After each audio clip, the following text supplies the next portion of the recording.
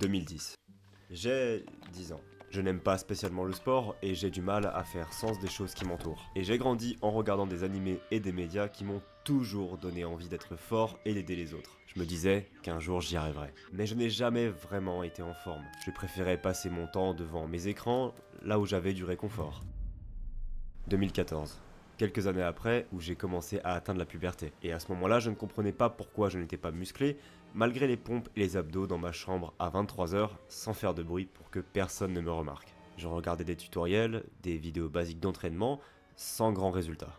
Et très souvent, je rêvais devant des animés et des médias qui me faisaient toujours penser « un jour, j'y arriverai ». Mais attention, ça ne veut pas dire que je passais à l'action. Un jour, j'y arriverai et je le ferai. Un jour. 2018.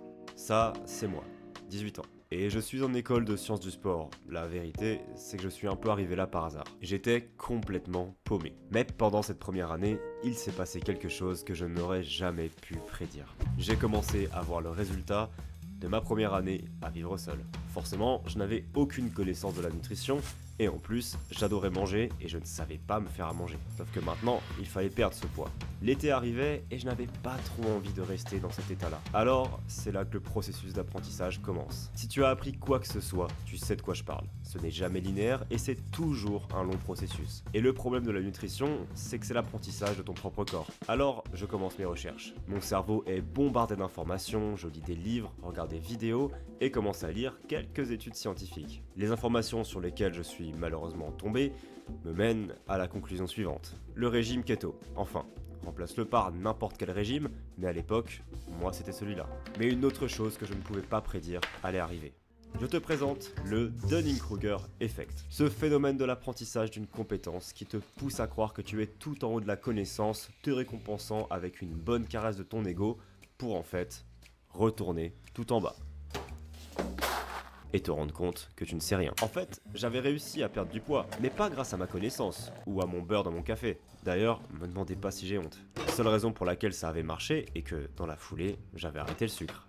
Et comme j'avais une tendance à en manger beaucoup, ça a été très puissant. Ah, et comment je l'ai appris? Tout simplement en remontant la longue pente de l'apprentissage, en consommant de nombreuses vidéos, ressources et livres. Et j'aurais aimé qu'on me le dise plus tôt, pour pas que je recommande cette diète à certains, trop tard. Alors, c'est reparti. Rechercher, lire, apprendre, rechercher, lire, apprendre, jusqu'à ce que c'est bon. 4 ans après. Un nombre de ressources inimaginables consommées, un temps fou passé à perdre du temps sur des fausses pistes, à tester des compléments et même à me donner une indigestion. Je profite du fruit de mon apprentissage pour enfin être capable d'optimiser ma nutrition. Alors c'est bon, n'est-ce pas? Je peux enfin me reposer, j'ai terminé. En plus, c'était super dur. Bonne nuit. Si seulement, il était temps de me prouver. Car faire les choses sur soi-même, c'est simple. Tu n'as que toi à blâmer. Par contre, si tu veux aider les autres et tu rates, c'est un autre problème. Alors est donc venu le challenge qui allait prendre du temps à surmonter. Et oui, à quoi ça sert de savoir quelque chose si tu ne peux pas aider les autres avec? C'est un peu comme ça que je vois ma vie. Encore une fois, je me demande si ça vient pas d'un ninja qui voulait être Hokage. Enfin, j'ai donc mis chaque chose que j'avais appris en marche pour aider mes proches. Chaque livre, chaque article scientifique, chaque cookie mangé, essayer de coacher des gens, me faire payer pour perdre du poids, mais ce n'était pas assez. Car chaque journée était passée à voir des imbécilités qui me rendaient fou de rage le soir et toute la semaine. Pourquoi ? Pourquoi sommes-nous si peu éduqués? J'ai passé des mois à chercher et même essayer de faire des vidéos pour influencer les gens.